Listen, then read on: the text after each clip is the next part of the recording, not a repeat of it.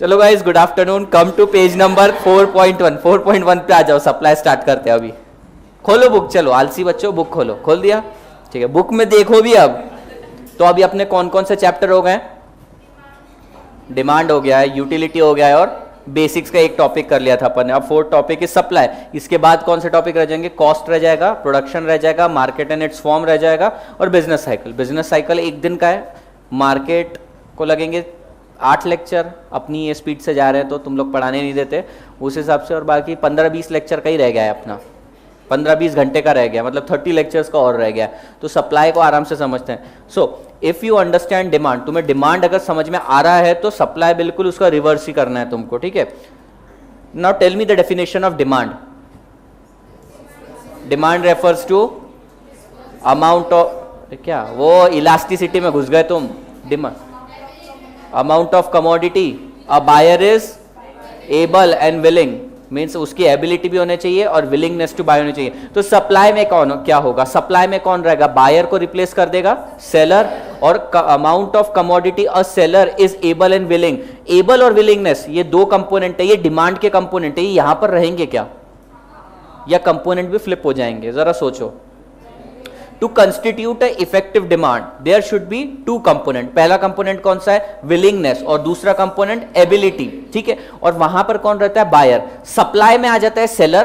तो अब ये जो 2 कंपोनेंट है ना, विलिंगनेस और एबिलिटी, क्या ये रिप्लेस हो जाएंगे, या यहां पर भी सेलर के केस में विलिंगनेस और एबिलिटी चाहिए, ठीक है। सो डिमांड की डेफिनेशन तो तुमने बता दी, सप्लाई की डेफिनेशन बताओ। Supply refers to the amount of commodity a seller is able and willing to sell, और सप्लाई जो भी बोल सकते हो, ठीक है। नाउ यहां पे एबिलिटी का मीनिंग क्या है? What is the meaning? Book बंद कर दे, काम करो। What is the meaning of ability and willingness?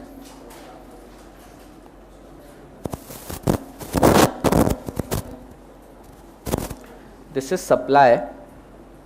Supply कौन करेगा? सेलर।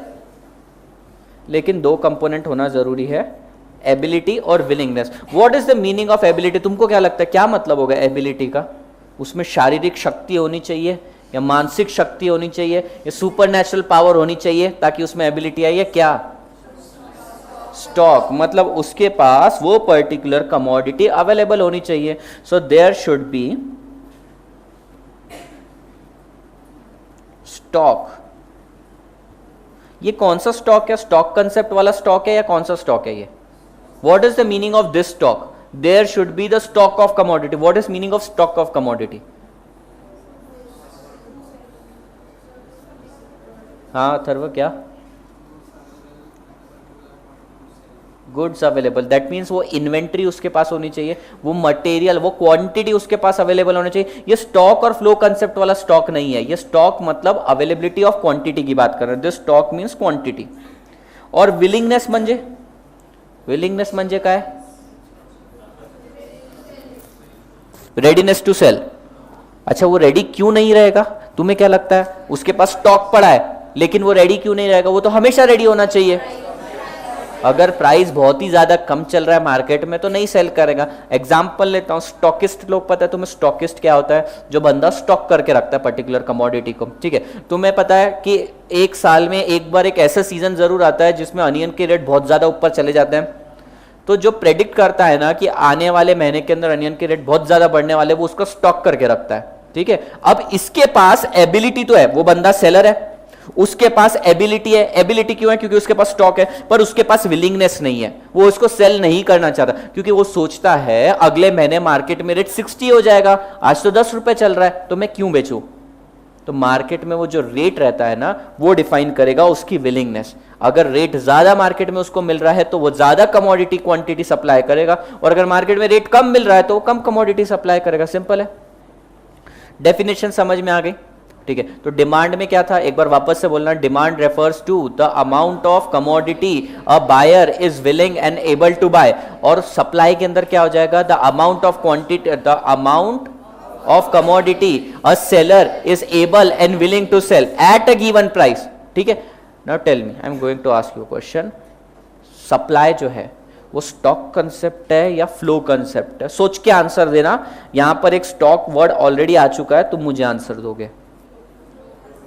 फ्लो कंसेप्ट बोल रहे हैं कुछ लोग, श्री फ्लो बोल रहा है, सोनाक्षी फ्लो, रुचा फ्लो। तुम नहीं थे ना जब मैंने फ्लो कंसेप्ट समझाया था लास्ट टाइम? नहीं। Flow explain.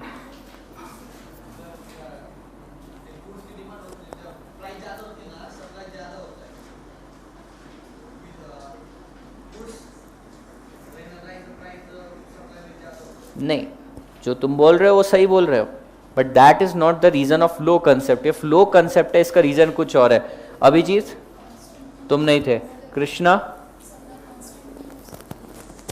रीजन गलत है, परफेक्ट प्रिसाइज नहीं है, because it is expressed over a period of time, not at a point of time. मैंने डिटेल में समझाया था बैलेंस शीट कंसेप्ट और PNL concept.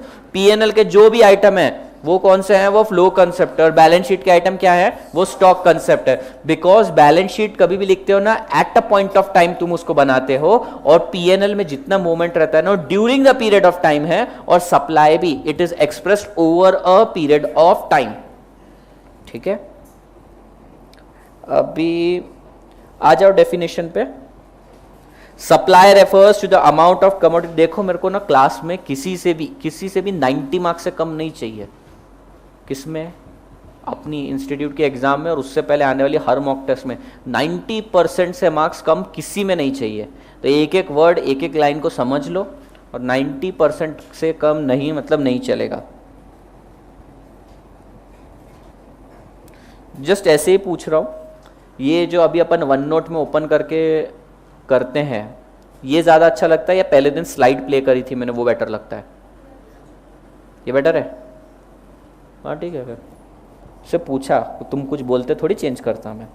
Supply refers to the amount of commodity a seller is able to sell and willing to sell. मतलब उसमें ability भी चाहिए और विलिंगनेस भी चाहिए। एक भी कंपोनेंट मिस हो गया ना तो इफेक्टिव सप्लाई कंस्टिट्यूट नहीं हो पाएगा।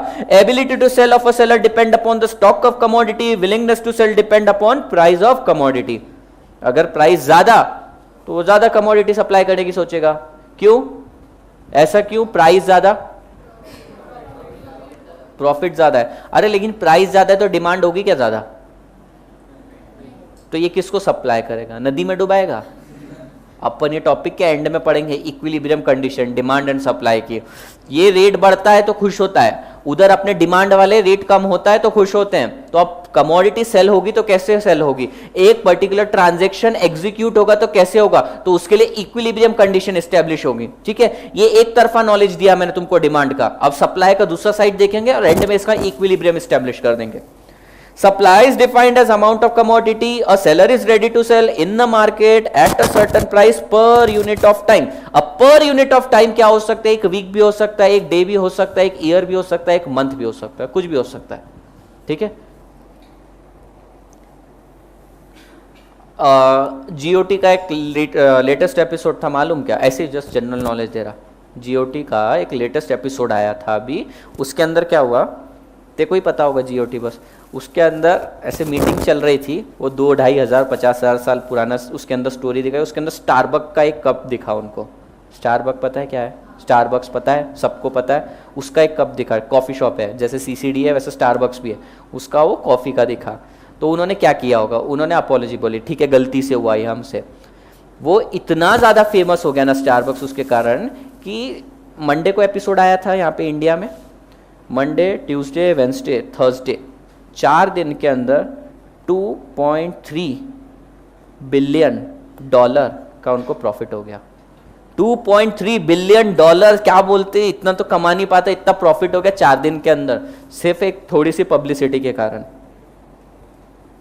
1 बिलियन बोले तो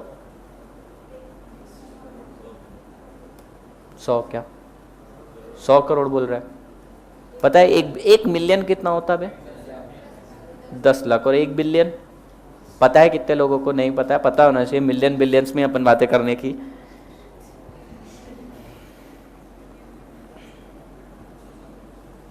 दिस इज सॉरी, ये 10 मिलियन हो गया। ऐसे मतलब वहाँ पे ना 3 डिजिट्स वाला वो चलता है। अभी अब तुम एक्सेल वैक्सेल भी यूज़ करोगे ना, वहाँ पे मिलियन बिलियंस का ही होता है, तो और 3 जीरो बढ़ाने पड़ेंगे तो बिलियन बन जाता है। 100 करोड़ है। 100 मतलब कितना हो गया? 230 करोड़ इंटू ये जो भी रेट चल रहा होगा 70, इतना उसका सेल हो गया। और उसका मार्जिन बहुत ज़्यादा है, 100-200% से भी ज़्यादा है। अपन ने भी वहाँ पे भी स्मार्ट का लोगो दिख जाने का था, पॉसिबल नहीं है पर हाँ चलो आ जाए आगे। ये टॉपिक बहुत शॉर्ट में क्विकली एकदम तुम्हारा कंप्लीट हो जाएगा, क्योंकि ये डिमांड से बिल्कुल रिवर्स ही है। अब बुक बंद कर दो। डिटर्मिनेंट ऑफ सर बुक खुलवाते ही क्यों हो जब इतना सा एक लाइन रीड करनी रहती? इतने अत्याचार मत किया करो सर हम पे, हमारे नाजुक हाथ दुखते हैं बुक के पेज खोलने से। आपको क्या पता गलती से पेपर कट हो गया तो क्या हो जाएगा, खून की नदियां बह जाएगी। Determinant of supply on factor affecting supply. अब मैं तुमसे ना क्वेश्चन पूछेगा और तुम बताओगे कि ये जो कंपोनेंट है इसका पॉजिटिव रिलेशनशिप है सप्लाई के साथ या इनवर्स रिलेशनशिप है? अच्छा, पॉजिटिव रिलेशनशिप कब रहेगा? जब चेंज इन फैक्टर के कारण अगर सप्लाई बढ़ रहा है, ठीक है, पॉजिटिवली बढ़ रहा है, और अगर वो फैक्टर के कारण सप्लाई कम होता है तो उसको बोलेंगे नेगेटिव और इनवर्स रिलेशनशिप। ओके, प्राइस और सप्लाई का क्या रिलेशन, क्या नाजायज नहीं, क्या रिश्ता है इन लोगों का? डायरेक्ट को एक और दूसरा वर्ड मैंने यहां कौन सा यूज करने के लिए? Positive relationship. अब इसको एक्सप्लेन करो। प्राइस बढ़ गया तो सप्लाई बढ़ जाएगा, क्योंकि सप्लायर मोटिवेटेड रहता है ज्यादा प्राइस में सेल करने के लिए। Okay, stock of a particular commodity अगर बढ़ जाता है तो सप्लाई भी बढ़ जाएगा। सिंपल सी चीज है। Time, what is meaning of time? Time का मतलब है शॉर्ट रन या लॉन्ग रन के अंदर। Now tell me, in short run और इन लॉन्ग रन सप्लाई पे क्या इंपैक्ट रहेगा, शॉर्ट रन का और लॉन्ग रन का? दैट मीन शॉर्ट रन के अंदर क्या तुम सप्लाई इंक्रीज डिक्रीज कर सकते हो, या लॉन्ग रन के अंदर इंक्रीज डिक्रीज करना पॉसिबल है? क्या है इसका? शॉर्ट रन में काहे नहीं? जोर से बोलो, आंसर दो, इस बार जोर से आंसर दो। हाँ ऋतिक, बड़ी उम्मीद से तू मुझे देख रहा है, आंसर लेकिन तू ही देगा।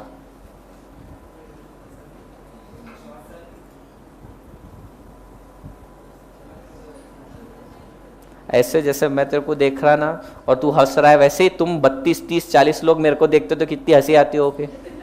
शर्म नहीं तुमको?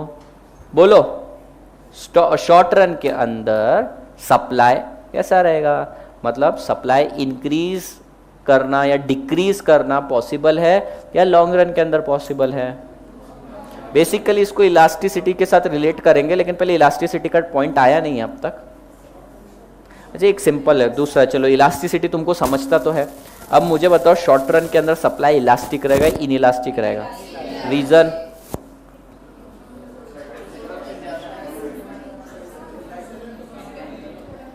आपस में डिस्कस कर लिया हो तो एक जन मेरे को भी आंसर बता दो। क्यों मेरे को ऐसा भेदभाव एक्सक्लूड कर लेते हो?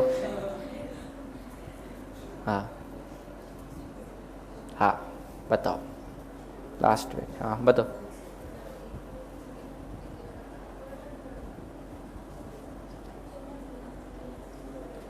गलत तो गलत बोलो। प्रतीक बता रहा है। प्रतीक तू बता, रहने दो, वो बताएगा आज। हाँ भाई,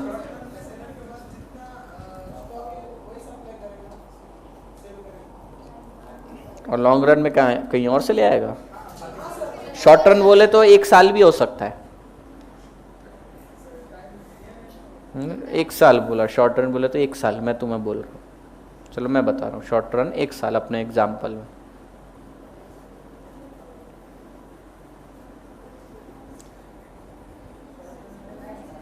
क्या ये सप्लायर के अंदर मैन्युफैक्चरर की भी बात हो रही है या कोई रिटेलर की ही बात होती है? मैन्युफैक्चरर की भी बात हो सकती है, इतना तो क्लियर है ना। कोई भी बंदा सप्लाई करने के लिए रेडी है वो सप्लायर कहलाएगा, तभी सप्लाई कंस्टिट्यूट होगा। ओके, तो मैन्युफैक्चरर ना बेसिकली अगर उसको शॉर्ट रन में ज़्यादा भी डिमांड आ जाती है मार्केट से तो उतना प्रोडक्शन नहीं कर पाएगा, उसके पास उतने कैपिटल इक्विपमेंट्स नहीं रहेंगे, अगर वो प्रोडक्शन ही नहीं कर पाएगा तो फिर वह सप्लाई कैसे करेगा, और लॉन्ग रन में उसके पास अगर डिमांड उसको दिख रही है तो एडिशनल प्लांट एंड मशीनरी ला सकता है अपने पास, प्रोडक्शन इंक्रीज कर सकता है, दैट मीन सप्लाई इंक्रीज कर सकता है। तो जैसे कि शॉर्ट रन के अंदर मैंने तुम्हें एग्जांपल दिया था डिमांड के केस में अपन पैटर्न नहीं चेंज करते थे, लेकिन लॉन्ग रन में पैटर्न चेंज करना पॉसिबल था। सिमिलरली उसके पास यहाँ पे प्रोडक्शन टेक्निक अक्वायर करने के लिए या कैपिटल इक्विपमेंट अक्वायर करने के लिए उसको टाइम चाहिए, इसलिए शॉर्ट रन में वो सप्लाई इंक्रीज नहीं कर सकता। लेट अस से इन्होंने एक टेलर की मतलब टेलरिंग शॉप खोल दी, टेलरिंग फर्म खोल दी, इनको मैंने बोल दिया 500 बच्चों की यूनिफॉर्म अपने को बना के चाहिए, ये बोली कब तक, मैंने बोला 2 दिन, बोली नहीं पॉसिबल है। फिर मैंने बोला ठीक है, इस साल तो तुम कहीं बाहर से ले आता हूं मैं, लेकिन अगले साल से मेरे को हर महीने 500 यूनिफॉर्म लगेगी। तो तुम बोले ठीक है, तो तुम क्या करोगी साल भर में ऐसा,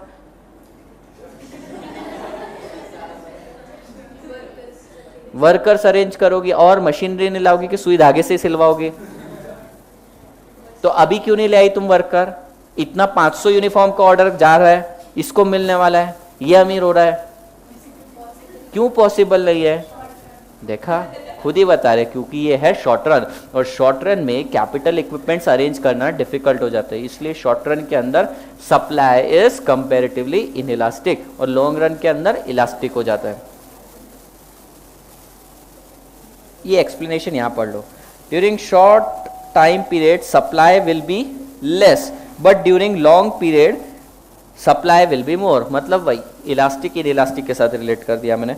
cost of production, tell me the relationship with cost of production, देख लिया होगा तुमने आंसर। अब मैं वहां एक्सप्लेन कर रहा था, उस पर ध्यान नहीं था तुम्हारा ध्यान नेक्स्ट आंसर क्या है। हाँ बोलो, कॉस्ट ऑफ प्रोडक्शन के साथ रिलेशन कैसा है, क्या रिश्ता, ये रिश्ता क्या कहलाता है इनका, कॉस्ट ऑफ प्रोडक्शन के साथ जो है, इनवर्स, एक्सप्लेन।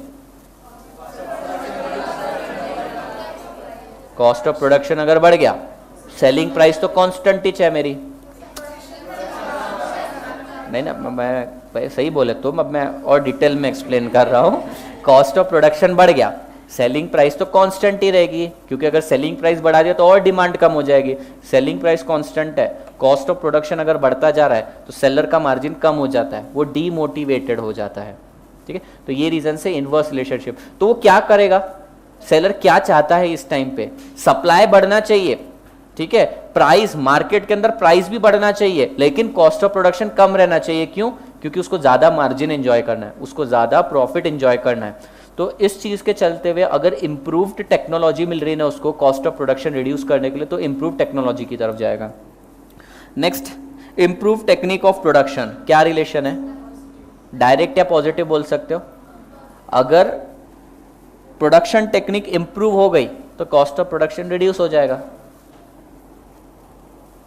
इंफ्रास्ट्रक्चर डायरेक्ट, कैसे रहे डायरेक्ट, अच्छा होगा तो ठीक है। Weather condition direct relationship. Political condition, political condition का सप्लाई से क्या रिलेशनशिप है, कुछ भी बोलते हो सर, मुंह में आए अनशंड बोल देते हो। पॉलिटिकल कंडीशन बहुत मैटर करती है। अगर मान लो इस बार तुम्हारी वाली गवर्नमेंट आ गई, जो इसका नाम मैं लेना नहीं चाहता, वो गवर्नमेंट आ गई तो फॉरेन डायरेक्ट इन्वेस्टमेंट कुछ नहीं होगी, दो चार कार्टून चैनल और बढ़ जाएंगे, इससे ज्यादा क्या होने वाला है। तो टेक्निक ऑफ प्रोडक्शन कुछ इंप्रूव नहीं होने वाली, इंफ्रास्ट्रक्चर कुछ इंप्रूव नहीं होने वाला। पॉलिटिकल कंडीशन देखो, एक चीज तो तय है, तुम समझ लो, गवर्नमेंट किसी की भी आए, जब गवर्नमेंट चेंज होती है तो वहां पे रूलिंग अथॉरिटी चेंज होती है, और वो बंदा आता है, देखो तू बीजेपी वाला है, समझ अभी तू पूना में रूल कर रहा है, बराबर है, तेरा बहुत वट है यहाँ पे। अब इसके बाद चलो अपना क्रांति आ गया, क्रांति कौन है, कांग्रेस वाला है, कांग्रेस वाला क्या, वो बोलेगा मेरे को लोग चूज करके आए, अब मैं यहाँ का राजा, या उसका वट बन जाएगा।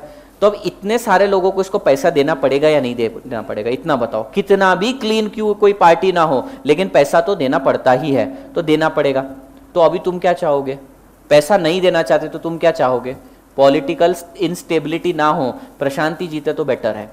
जितनी बार पॉलिटिकल इंस्टेबिलिटी होती है ना, नए लोग आते हैं पॉलिटिक्स से और फिर वो अपने रूल्स लाते हैं, उनको चुप करवाने के लिए और पैसा खिलाना पड़ता है। तो कोई भी पॉलिटिकल इंस्टेबिलिटी नहीं चाहता, इसलिए अगर पॉलिटिकल इंस्टेबिलिटी रही तो सप्लाई पे बहुत अफेक्ट होता है। पता चला मेरी जो कंपनी है वो बीजेपी गवर्नमेंट को सपोर्ट करती थी, तो मेरे को प्रशांत सपोर्ट करता था। अब ये क्रांति है कांग्रेस का, इसने बोला हमको तो क्रांति ही चाहिए, यहाँ पे हटाओ बीजेपी वालों को। तो उसने क्या किया, मेरी कंपनी बंद करवाने की कोशिश करी। मैंने बोला यार कंपनी तो बंद नहीं कर सकता, तो बोला ठीक है पैसे दे, तो पैसे खिलाने पड़ेंगे। तो पॉलिटिकल इंस्टेबिलिटी भी नहीं चाहिए, सप्लाई पे बहुत अफेक्ट होता है। टैक्सेशन पॉलिसी, अगर गवर्नमेंट ने बहुत ज्यादा टैक्स लगा दिया तो क्या सप्लायर मोटिवेटेड रहेगा सप्लाई करने में? नहीं रहेगा, क्योंकि उसका मार्जिन जो है ना वो गवर्नमेंट खा जाएगी। तो टैक्सेशन पॉलिसी, जरूरी नहीं है कि हर बार ज्यादा टैक्सेशन एडवर्स रहता है, कई बार नहीं। जैसे जीएसटी, पहले कितना चिल्ला रहे थे लोग जीएसटी आने के पहले, जीएसटी आ रहा है, जीएसटी आ रहा है, जीएसटी आ रहा है, सब चुप बैठे ना, क्योंकि बहुत सिंपल है वो, और सारे टैक्स को क्लब कर दिया गया है, और एक्चुअल कॉस्ट ऑफ प्रोडक्शन कई गुड्स का कम हो गया है, बाद में समझोगे। Monetary policy, what do you mean by monetary policy?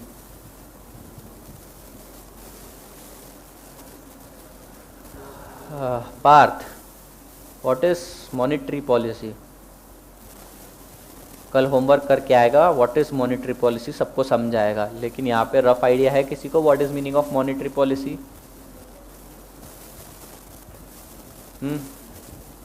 Monetary policy, Mansi, policy related to, बोले तो ऐश्वर्या, प्रेरणा, क्या नाम, अमृता टू। अब वो ऐसे टू ही कहलाओगे, ये पहले आ गई, एडमिशन इसने पहले ले ली थी। हाँ अमृता चौधरी, ओके अमृता चौधरी,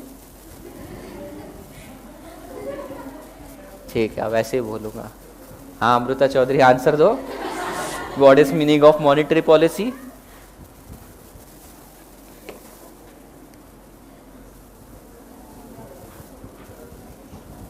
हाँ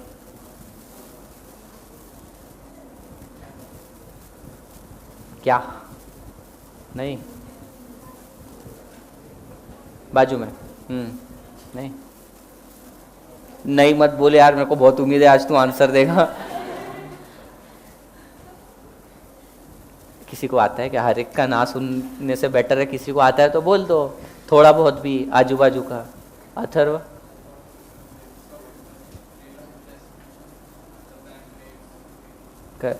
पॉलिसी रिलेटेड टू मनी के अंदर यही है, the policy made by central bank of a country, और उस पॉलिसी के अंदर repo rate, reverse repo rate, bank rate, rate of interest, वो सारी चीज़ें डिज़ाइन करते हैं। अगर रेट ऑफ इंटरेस्ट बढ़ गया तो क्या फ़र्क पड़ रहा है सप्लाई पे? पूछ रहा हूँ तुमसे, अगर रेट ऑफ इंटरेस्ट बढ़ गया तो सप्लाई पे क्या फ़र्क होगा? बैंक ने रेट ऑफ इंटरेस्ट बढ़ा दिया, आईसीआईसीआई बैंक ने, मेरे सप्लाई पे क्या फ़र्क पड़ने वाला है? क्या नहीं होगा? जो बिजनेसमैन लोन लेकर अपना प्रोडक्शन करते थे, अब उनका कॉस्ट ऑफ प्रोडक्शन बढ़ जाएगा। रीजन है अब उनको ज्यादा इंटरेस्ट बर्डन बेयर करना पड़ेगा। मतलब मॉनेटरी पॉलिसी तुम्हारे लिए फेवरेबल रही तो सप्लाई ज्यादा रहेगा, अनफेवरेबल रही तो सप्लाई कम रहेगा। बराबर है। इन्फ्लेशन का क्या रिलेशन है सप्लाई के साथ? सोच के आना होमवर्क। इन्फ्लेशन का और रिसेशन का क्या होता है इम्पैक्ट? अच्छा जनरल बताओ, इन्फ्लेशन है, सप्लाई पे क्या इफेक्ट होने वाला है? सप्लाई, रीजन सप्लाई बढ़ेगा, राइट, पर क्यों? बाइंग कैपेसिटी बहुत ज़्यादा हो जाती है। ओके, रिसेशन में लोगों के पास बाइंग कैपेसिटी नहीं रहती है। So you will read this part, मैंने एक्सप्लेन कर दिया। मॉनेटरी पॉलिसी का एक बार पढ़ देता हूँ। If the monetary policy is liberal in the country so that the loan are available at low rate of interest, supply of various good will increase in the country. This is because at low rate of interest businessman would borrow and increase the production, vice versa. Trade policy, what do you mean by trade policy?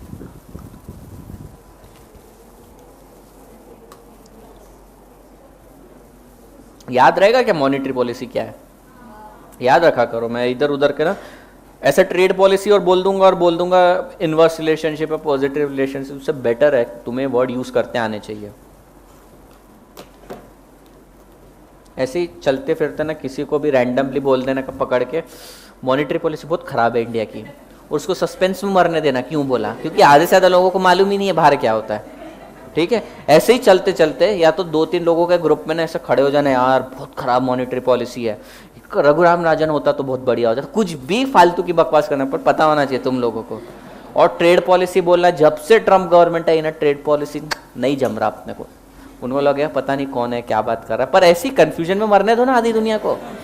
अपन मस्त रहो, मस्ती में आग लगे बस्ती में, इस type से रहने का। Trade policy, what do you understand by trade policy? The policy related to trade, policy governing the trade, जिसके अंदर बेसिकली इंपोर्ट और एक्सपोर्ट के बारे में बताया जाता है। तो अगर ट्रेड पॉलिसी तुम्हारी लिबरल रही, लिबरल मतलब ग्लोबलाइजेशन, लिबरलाइजेशन, प्राइवेटाइजेशन, ये जो फैक्टर्स के कारण अगर तुम्हारी ट्रेड पॉलिसी उस कंट्री की अच्छी है तो उस कंट्री में सप्लाई भी बढ़ जाएगा, उस कंट्री का भी सप्लाई बढ़ जाएगा। लेट अस से इंडिया और चाइना, इनके बीच में ट्रेड पॉलिसी बहुत लिबरल है, ईजी है ट्रेड पॉलिसी। अब अगर इस तरीके से, तो चाइना के सप्लायर इंडिया में सप्लाई करना चालू कर देंगे। क्यों? क्योंकि अपनी और उनकी कंट्री के रिलेशनशिप अगर अच्छे हैं तो। समझा गया? तो ये है लिबरल ट्रेड पॉलिसी, पर ऐसा होता नहीं है। तुम्हें मैंने एंटी डंपिंग ड्यूटी के बारे में कुछ बताया है क्या? एड, इसको बोलते हैं एंटी डंपिंग ड्यूटी।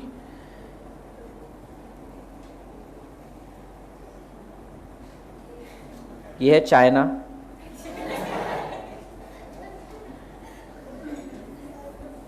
तो आज तुमको ना मैं अच्छी ड्राइंग बताता हूँ। अरे रुको रे,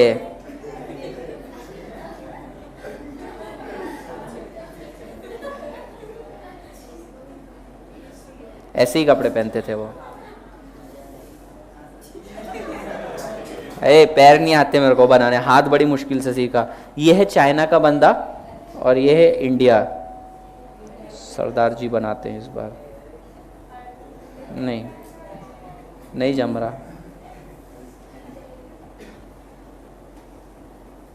हर चीज़ में खुश रहते हैं हम लोग हैं।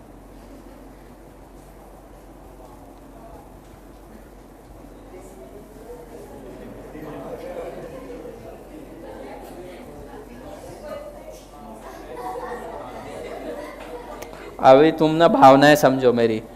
ये है चाइना का बंदा, ये करता था मास प्रोडक्शन। मास प्रोडक्शन बोले तो बहुत ज़्यादा प्रोडक्शन करता था। अच्छा, मैंने तुम्हें इतना तो बताया होगा चाइना में फैक्ट्री कितनी कितनी बड़ी होती है। कौन सी सिटी का मैंने नाम लिया था? नागपुर का नाम लिया था।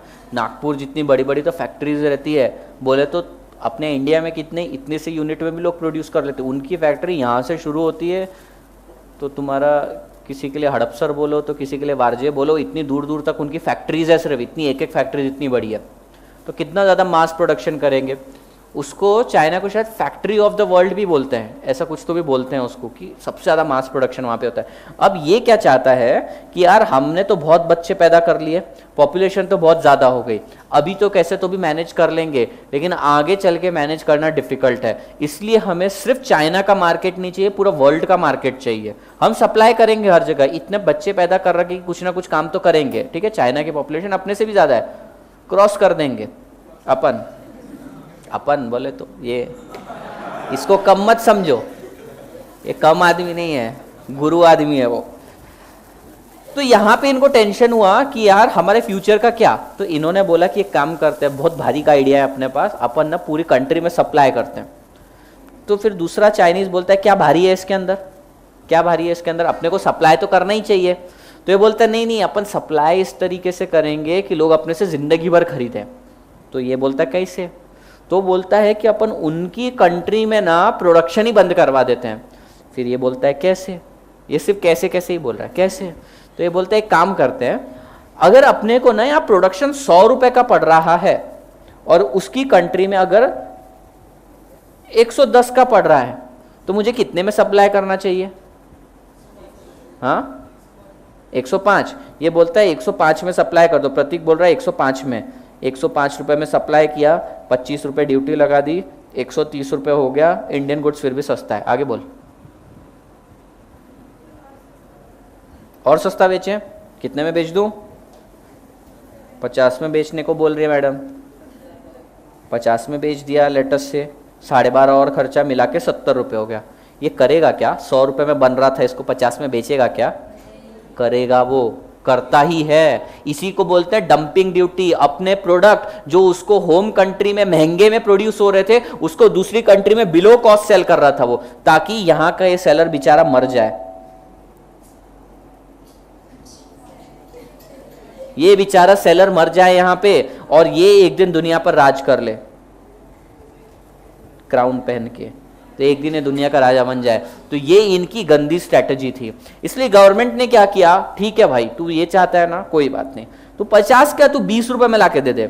जैसे ही इसने 20 रुपए में यहाँ लाके दिया, इसने बोला 20 रुपए का तेरा प्रोडक्ट है, गवर्नमेंट ने बोला, इंडियन गवर्नमेंट, ठीक है भाई, लेकिन इस पे 90 रुपए तो तेरे को कम से कम ड्यूटी भरनी पड़ेगी। That is anti dumping duty. उसका इंटेंशन ही यही रहता है, ठीक है। ये एंटी डंपिंग ड्यूटी होती है। ट्रेड पॉलिसी के अंदर ये भी एक चीज़ आती है। आज मैंने ड्राइंग बहुत अच्छी बनाई है, किंग बनाया, चाइनीज़ बनाया, फांसी लगवाई उसको, बस इतना पार्ट खराब रह गया, चिड़िया के पैर बन गए वो। नेचुरल रिसोर्सेज, अगर आपकी कंट्री नेचुरल रिसोर्सेज में बहुत हाई है तो तुम्हारा सप्लाई ज़्यादा रहेगा ऑब्वियसली, और अगर तुम्हारी कंट्री में नेचुरल रिसोर्सेज नहीं है, कोई कंट्री का एग्जांपल दो जो नेचुरल रिसोर्सेज से रिच है। इंडिया, ऐसी कोई कंट्री दो जो नेचुरल रिसोर्सेज से रिच नहीं है।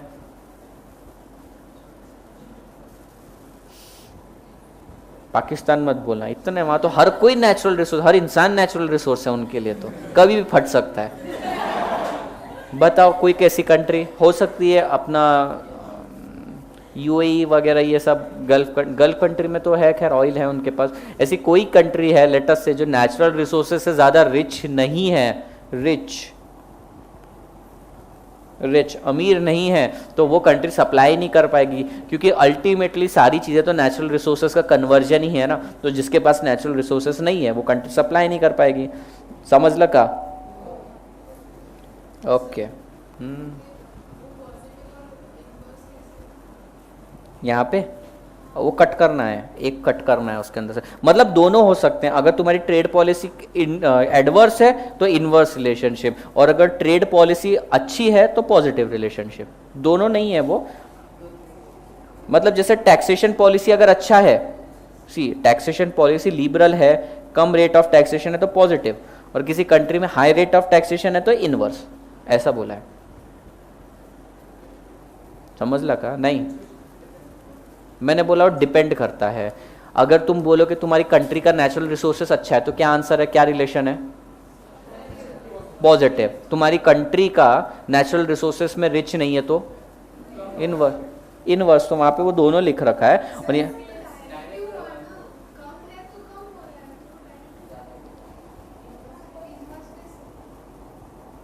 हाँ, ओके, राइट। तो पॉजिटिव, हाँ, नो यूर राइट। तो इनवर्स कट कर दो, इसमें से इनवर्स कट कर दो।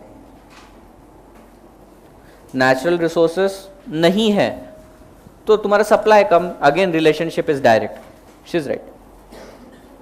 ट्रेड पॉलिसी भी पॉजिटिव, मॉनेटरी पॉलिसी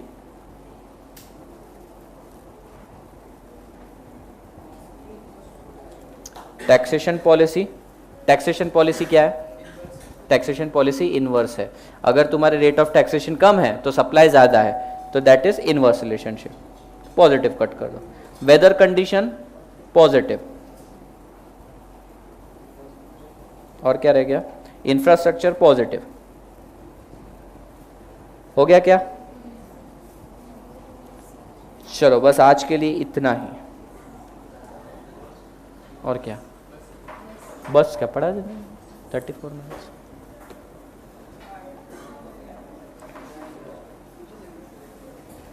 लेना है क्या थोड़ा और?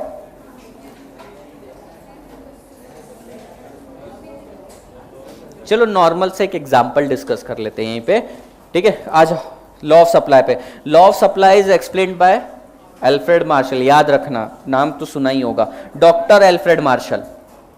Law explains that higher prices seller will supply more and at a lower price seller will supply less. Simple, ठीक है। अगर प्राइस ज्यादा, डायरेक्ट रिलेशनशिप है ना, तो प्राइस ज्यादा तो सप्लाई ज्यादा, price come supply come. The law of supply states that other things being equal there is a direct relationship between price and supply. Simple है। इन अदर वर्ड अंडर, एक ही चीज को 3 बार बोलते हैं ये लोग। In other word, under given conditions, supply rises when rise in price and fall when fall in prices. Law of this is explained by following table. तुम्हें ऐसा लग नहीं रहा क्या कि पॉइंट नंबर 2, 3, 4 सेम ही है? घुमा फिरा के जबरदस्ती इरिटेट करके बोला गया है। Law of supply is explained by following table and curve. जरा अपना सप्लाई का शेड्यूल देख लेना। जब प्राइस 1 था तब सप्लाई था 10, जब प्राइस 2 था सप्लाई हो गया 20, जब प्राइस था 3 सप्लाई हो गया 30, जब सप्लाई था 4 तो जब प्राइस था 4 सप्लाई हो गया 40। अरे क्या कर रहे हो? जब प्राइस हो गया 5 सप्लाई हो गया 50। ठीक है, सो प्राइस इज राइजिंग। मैंने बोला था नाग भी हैं अपने पास, मेरे को डसा है तुम लोगों ने। प्राइस बढ़ गया, सप्लाई बढ़ गया, लेकिन करस्पॉन्डिंगली डिमांड कम होती जा रही है, ये भी याद रखना। अच्छा, मेरे को लास्ट क्लास में क्वेश्चन आया था, सर प्राइस बढ़ रहा है, सप्लाई तो बढ़ रहा है, लेकिन डिमांड का क्या? डिमांड भी पैरेलल चल रहा है साथ में, दोनों टॉपिक एक साथ तो पढ़ा नहीं सकता था, इसीलिए तो सप्लाई यहाँ पे बढ़ रहा है, लेकिन अब प्राइस बढ़ रहा है तो डिमांड पे क्या इफेक्ट होने वाला है? कम होते जाएगा। मतलब 1 के ऊपर लगभग 100 डिमांड होगा या 50 डिमांड होगा, 2 पे 40 हो गया, यहाँ पे 30 हो गया, 20, 10, तो ये कर्व कुछ ऐसा जाएगा और ये हो जाएगा उनका इक्विलिब्रियम पॉइंट। तो ये प्राइस पे इतनी क्वांटिटी विल बी इक्विलिब्रियम, पढ़ेंगे वो अपन डिटेल में आगे। तो students that particular student was like कि सर सप्लाई क्यों नहीं, अपन सॉरी डिमांड क्यों नहीं पढ़ रहे, डिमांड का क्या हो रहा है? ये तो कुछ भी रिलेशनशिप बता रहे हैं, तो डिमांड भी चल रहा है साइमल्टेनियसली साथ में। When the price is low at ₹5 the 10 unit supplied by seller, when the price start increasing है, क्या बोल रहे हैं? When price is low at 1 चाहिए यहाँ पे, है ना। When the price is low at ₹1, 10 units supplied by seller. When price start increasing, a seller supplies more unit. It shows direct relationship between price of a commodity and quantity supplied. In the above diagram, upward sloping line SS is the market supply curve. Upward slope indicate that there is a direct relationship between price and supply. कितनी बार पढ़ चुके हैं अपन, 12th में ही पढ़ा। अच्छा, तुम science वालों कुछ नया फील हो रहा है क्या? ऐसा मतलब खून में कुछ दौड़ रहा है क्या? सप्लाई पढ़ लिया अपन ने, डिमांड पढ़ लिया, अब इकोनॉमिक्स में बहुत मास्टर हो गए, समझ में तो आ रहा है ना कम से कम? साइंस वाली भाई तुमको समझ में आ रहा क्या? साइंस वाली समझ में आ रहा?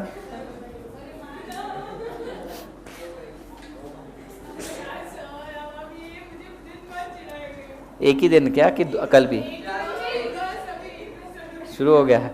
ठीक है, रोहन सर की क्लास में एक चीचा है, चीचा की चीची, पप्पू भी है, पप्पू की पप्पी भी है, और गोटिया की गोटी है। उनके नाम तो कितने खतरनाक है, सोचो तुम तो। कौन है पप्पू? पप्पू है तू? तो कांग्रेस को तो नहीं सपोर्ट कर रहा ना? पर नहीं, वोट डाल के आया क्या? 18 का नहीं हुआ? कितने लोग 18 से नीचे हैं यहाँ पे एज में? अरे बाप रे, तू भी? तू तो लगता नहीं 18 से नीचे। 18 के ऊपर वाले हाथ ऊपर कर लो, देख लो। हाँ, एज ही, और क्या, हाइट थोड़ी बोल रहा है 18 फीट वगैरह। बाप रे, कम लोग डाले क्या? वोट डाल के आए क्या? किसको डाला? राष्ट्रवादी को डाला। अपनी सैलरी और किसको वोट डाला ये कभी किसी को बताते नहीं, ठीक है? तुम्हारे से चलता है? क्या कर लेंगे? वैसे भी देश का भविष्य तो कुछ लोगों के हाथ में था जो वोट डाल के नहीं आए। हाँ, अब तो मेरे ऊपर आ रहा है, अब तो जो हमारे ऊपर डालेगा सारी चीजें कि सर क्लास ले रहे थे। हाँ, देश को तेरी जरूरत थी। क्या नहीं था? तेरा कैंडिडेट जीतने ही वाला था। क्या बात है, मोटा मानुस। एक बार ये गरीब सप्लाई कर्व के फीचर देख लेते हैं अपन, ऐसे ही चलते फिरते हैं। हो गया, 4 लाइन है, इसको मालूम है। अभी मैंने सोनाली से पूछा तो बता देंगे, upward sloping, positively slope, moving from left to right. देखना 3 तो वही बता देंगी, तो बहुत सिंपल है। Feature of supply curve, demand curve का फीचर्स बताना, डिमांड कर्व के features. Negative slope, moving from left to right, top to bottom.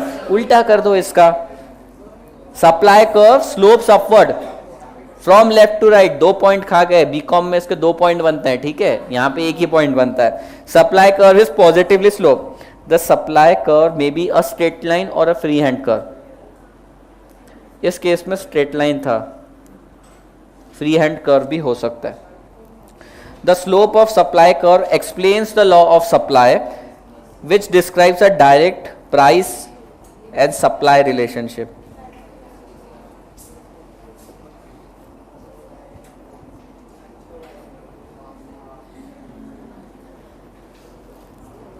The market supply is the lateral summation, अपन ने वहां पे भी पढ़ा था। The market demand is the lateral summation of individual demand. Market supply curve is the lateral summation of individual supply curve of all producing firm and also slope upwards from left to right.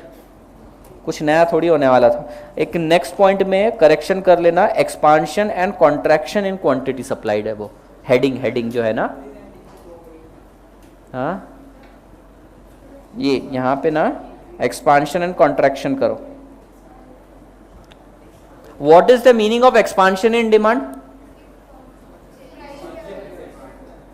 अच्छे से explain करो, सही है।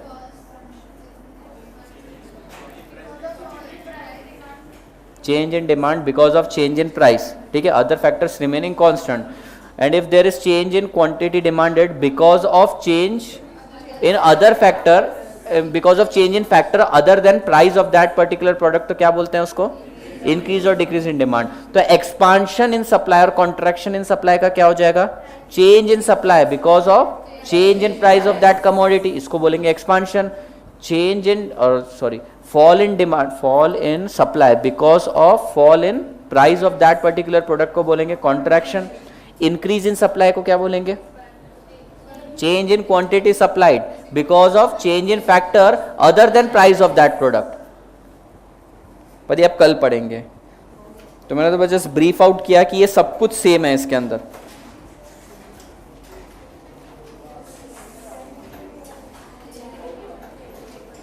चिल्लर topic है, कल तक तो तुमने खत्म करके आना चाहिए, मेरे को बोलना चाहिए लो सर टेस्ट देता मैं, ठीक है। 90 मार्क्स तो ऐसे ही आते मेरे को। अब टेंशन इसी का है कि सर 100 मार्क्स स्कोर कर लिए तो आगे पढ़ने का स्कोप नहीं रहेगा, इसलिए मैं स्कोर नहीं कर रहा। ऐसा बोलना चाहिए तुम लोगों ने, नहीं बोलते। क्या उद्या? किसने बोला? BCR। चलो थैंक यू गाइस, तुम लोगों ने आज बहुत हंसाया, याद रहेगी तुम्हारी।